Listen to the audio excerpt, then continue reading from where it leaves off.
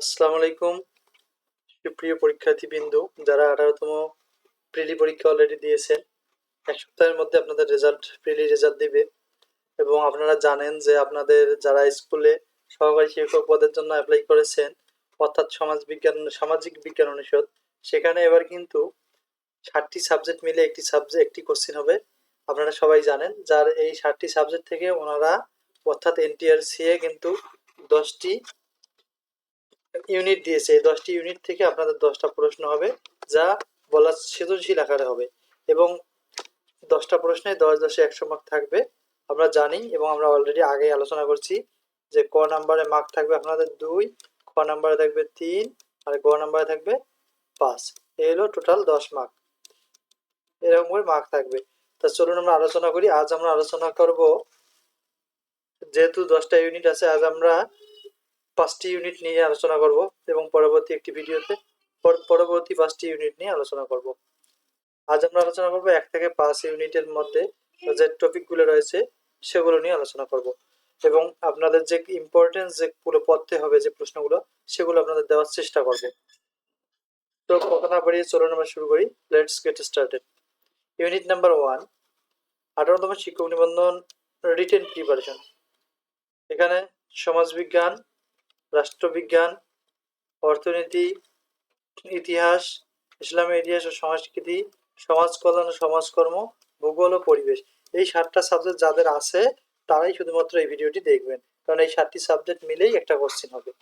তাহলে 1 নম্বর ইউনিট আছে, ওখানে রাষ্ট্রবিজ্ঞান সম্পর্কিত 10টি ইউনিটের মধ্যে প্রথম ইউনিট হলো রাষ্ট্রবিজ্ঞান। প্রথম ইউনিট থেকে যে টপিকগুলো অবশ্যই পড়তে হবে সেগুলো হলো রাষ্ট্রবিজ্ঞান কি, এর গুরুত্ব ও পরিধি আলোচনা করো, এরিস্টটল, মেকিয়াভেলি, প্লেটো ও রুশো সম্পর্কে আসতে পারে। এখন আমরা আলোচনা করব এরিস্টটল সম্পর্কে। এখানে তো অনেক প্রশ্ন রয়েছে, কিন্তু এরিস্টটল সম্পর্কে যে প্রশ্নটি বেশি ইম্পর্টেন্স আপনাদের জন্য, সেটি হচ্ছে এরিস্টটলের বিপ্লব একটা কনসেপ্ট, এরিস্টটলের সরকার সম্পর্কে আছে ধারণা, দাসপ্রথা ও তাকে কেন রাষ্ট্রবিজ্ঞানের জনক বলা হয়। আপনারা এরিস্টটল থেকে এই কয়েকটি টপিক পড়বেন। এরপরে আছে মেকিয়াভেলি। মেকিয়াভেলি থেকে আপনাদের কয়েকটি প্রশ্ন ইম্পর্টেন্স রয়েছে, সেটা হচ্ছে শাসকের দায়িত্ব গুণাবলী সম্পর্কে ওনার অবদান, মেকিয়াভেলিবাদ কি, আর তার প্রধান কথা কি ছিল। কারণ তিনি বলেছিলেন শাসক কি হতে হবে সিংহের মতো বলবান এবং শ্রীগালের মতো ধূর্ত। এরপর আসি আমরা প্লেটো। প্লেটোর শিক্ষা ব্যবস্থা সম্পর্কে আলোচনা করো, প্লেটোর আদর্শ রাষ্ট্র, ন্যায় ধর্ম, দার্শনিক রাজা, এই 4টি টপিক প্লেটো সম্পর্কে আপনারা পড়বেন। এবং ইম্পর্টেন্স, রুশো সম্পর্কে আসতে পারে সাধারণ ইচ্ছা ও প্রকৃতির রাজ্য সম্পর্কে আলোচনা করো, এই কয়েকটি টপিক পড়া লাগবে রুশো সম্পর্কে। এরপরে আছে সরকার কি, গণতন্ত্র একনায়কতন্ত্র সম্পর্কে কি জানো, সংসদীয় ও রাষ্ট্রপতি শাসিত সরকার বলতে কি বোঝো, যুক্তরাষ্ট্রীয় সরকার কি, এর সফলতার শর্তাবলী, রাজনৈতিক দল কি, নির্বাচন বলতে কি বোঝো, রাজনৈতিক দলের ভূমিকা। আপনারা যদি এই ভিডিওগুলো শেয়ার করেন, কমেন্ট করেন, লাইক করেন এবং সাবস্ক্রাইব করেন, যদি দেখি যে আমার শেয়ারের সংখ্যা অনেক বেশি আছে, তবে আমি এই প্রশ্নগুলোর উত্তর সহ একটা সৃজনশীল আকারে অনেক পরিশ্রম করে একটা সাজেশন আপনাদের উপহার দেব। যদি আপনারা এইভাবে একটু এগিয়ে নিয়ে যেতে চান আমাকে, তাহলে আপনাদের উপকার হবে। আর এরপরে গেল আমাদের 1 নাম্বার কন্টেন্ট থেকে, অর্থাৎ 1 নাম্বার ইউনিট থেকে এই প্রশ্নগুলো আপনারা পড়বেন। পরবর্তীকালে আপনারা এগুলো পড়েন, আমরা এখান থেকেই সৃজনশীল প্রশ্ন মেক করব এবং এর অ্যান্সার আপনাদের দেওয়ার চেষ্টা করব, এর অ্যান্সার সহ পরবর্তী ভিডিওগুলোতে দেওয়ার চেষ্টা করব। যদি আপনারা আমাকে সাপোর্ট করেন, যদি শেয়ার করেন ভিডিওটাই, সবাই যেন দেখতে পারে, তাহলে একটা সিলেবাস বা একটা সাজেশন উত্তর সহ বানাতে আমাদের সুবিধা হবে। কারণ টাইপিস্ট অনেকজন থাকে, অনেক পরিশ্রম হয়, যে পরিশ্রমের মূল্য না পায় তাহলে কেমন করে এটা ভিডিও বানানো সম্ভব। এখন আমরা যাচ্ছি 2 নাম্বার ইউনিটে।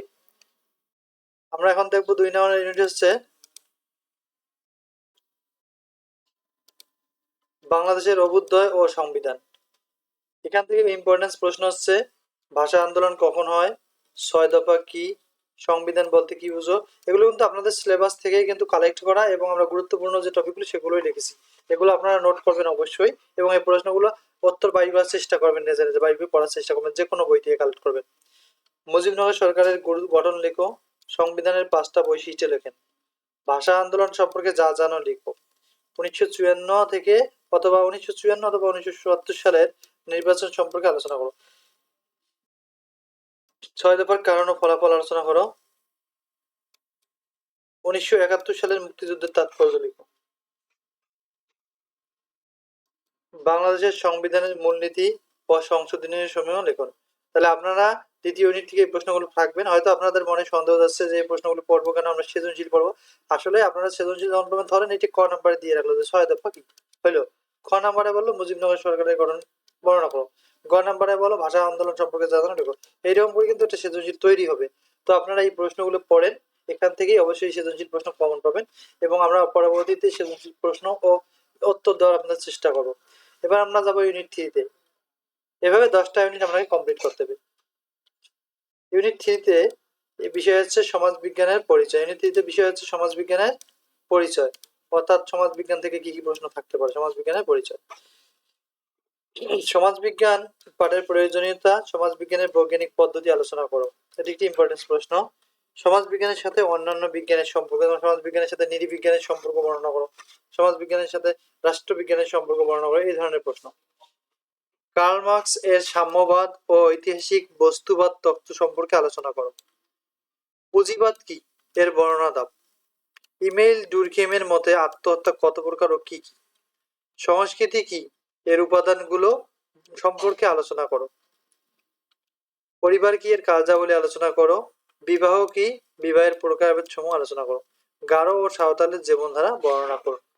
শিল্পায়ন ও নগরায়নের প্রভাব লিখো। অপরাধ কি এর কারণ সমূহ বর্ণনা করো। এই কয়েকটি প্রশ্ন আপনাদের তৃতীয় ইউনিট থেকে ইম্পর্টেন্স। তাহলে এভাবে আপনারা যদি ভাগ করে করে ইউনিট ভিত্তিক প্রশ্নগুলো সুন্দরভাবে সাজিয়ে পড়েন, তাহলে দেখবেন আপনার সিলেবাসটা গোছালো থাকবে এবং অল্প পরিশ্রমেই কিন্তু আপনারা এই সিলেবাসগুলো আয়ত্ত করতে পারবেন। এবং এই প্রশ্নগুলো মাস্ট বি আপনাদের পড়তে হবে। আমরা অনেক প্রশ্ন বাদ দিয়েছি যেগুলো ইম্পর্টেন্স, এবং এগুলো থেকেই আপনারা 99% কমন পাবেন। 3 নাম্বার ইউনিট গেল, এখন আমরা যাবো 4 নাম্বার ইউনিটে। 4 নাম্বার ইউনিট হচ্ছে কি বিষয়, এখানে হচ্ছে সমাজকর্ম ও সামাজিক সমস্যা সম্পর্কে। সমাজকর্ম কি এর পাঠের প্রয়োজনীয়তা লিখো। বেকারত্ব ও জনসংখ্যার সমস্যা বৃদ্ধির কারণ ও ফলাফল লিখো। সাইবার ক্রাইম কি এর প্রভাবগুলো লিখো। সামাজিক সমস্যা নিরসনে সরকারি ও বেসরকারি উদ্যোগ বর্ণনা করো। সামাজিক নিরাপত্তা কি এর প্রকারভেদ ও কাঠামো আলোচনা করো। নারী ও শিশু নির্যাতন আইনের ধারাসমূহ বর্ণনা করুন। তাহলে এটি হচ্ছে আপনাদের 4র্থ নাম্বার ইউনিট থেকে এই প্রশ্নগুলো মাস্ট বি আপনারা পড়বেন। এগুলো মোস্ট ইম্পর্টেন্ট। যারা সামাজিক বিজ্ঞান অনুষদের যাদের সাবজেক্ট রয়েছে, 7টা সাবজেক্ট থেকে যেহেতু একটা কোশ্চেন হবে, অবশ্যই কোশ্চেনটি এবার একটু মানে ডিপলি পড়তে হবে, কারণ অনেক অধ্যায় আপনাদের। তার থেকে আমরা কিছুটা শর্ট করেছি, এর থেকে শর্ট করা সম্ভব না, কারণ পরীক্ষায় যদি কমন পেতে চান তাহলে আপনাদের কিন্তু পড়তে হবে। এরপরে আজ আমরা আলোচনা করব 5ম নাম্বার ইউনিট আরেকটা সম্পর্কে।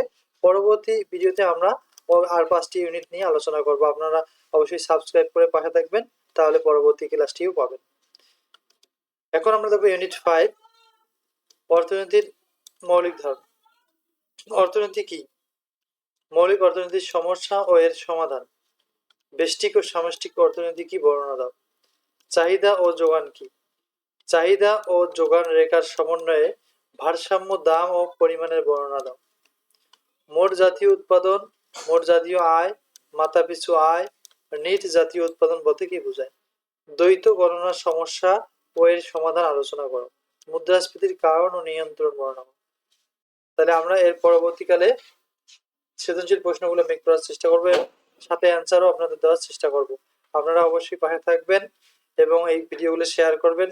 যদি আমরা শেয়ারের পরিমাণ বেশি পাই তাহলে আমরা একটু পরিশ্রম করে আপনাদের উত্তরগুলো কালেক্ট করে দেওয়ার চেষ্টা করবো ইনশাআল্লাহ। So thank you for watching this video. যদি ভালো লাগে তাহলে পরবর্তী ক্লাসটি অবশ্যই দেখবেন, কারণ 5টা ইউনিট আমরা দিয়েছি আর 5টা ইউনিট আমরা পরবর্তী ক্লাসে দেবো। প্লিজ সাবস্ক্রাইব করবেন এবং কমেন্ট করবেন যদি আরো কোনো আপনাদের সমস্যা থাকে, এবং কিভাবে আপনাদের প্রশ্নের উত্তরগুলো কালেক্ট করে দিলে আপনাদের ভালো লাগবে সেরকম কমেন্ট করবেন, কোন ধরনের প্রশ্ন আপনারা চাচ্ছেন। সো পরবর্তী ভিডিও দেখার আমন্ত্রণ রইল, যেহেতু পরে আমরা আর 5টা কন্টেন্ট অর্থাৎ ইউনিট নিয়ে আলোচনা করব, যে 10টা ইউনিট থেকে আপনারা একটা পূর্ণ একটা প্রিপারেশন নিতে পারবেন। So thank you for watching, see you another video.